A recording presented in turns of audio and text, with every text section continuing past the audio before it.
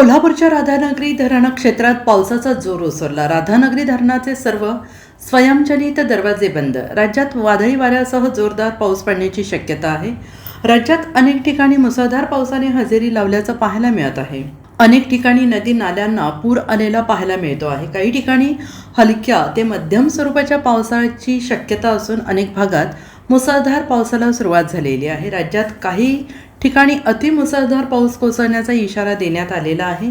कोल्हापूरमध्ये देखील मुसळधार पाऊस कोसळत होता. पंचगंगा नदीच्या पाणीपातळीत झपाट्यानं वाढ होत असून अनेक बंधारे आणि रस्ते पाण्याखाली गेले होते. मात्र आता कोल्हापूर जिल्ह्यात पावसाचा जोर ओसरू लागला असल्याने हे चित्र पाहायला मिळत आहे. कोल्हापूरच्या राधानगरी धरण क्षेत्रात पावसाचा जोर ओसरला आहे. राधानगरी धरणाचे सर्व स्वयंचलित दरवाजे बंद करण्यात आले आहेत. पायथा विद्युतगृहातून प्रतिसेकंद 1400 क्युसेक पाण्याचा विसर्ग नदीपात्रात सुरू करण्यात आलेला आहे. भोगावती आणि पंचगंगा नदीची पाणीपातळी कमी होण्यास मदत होणार आहे.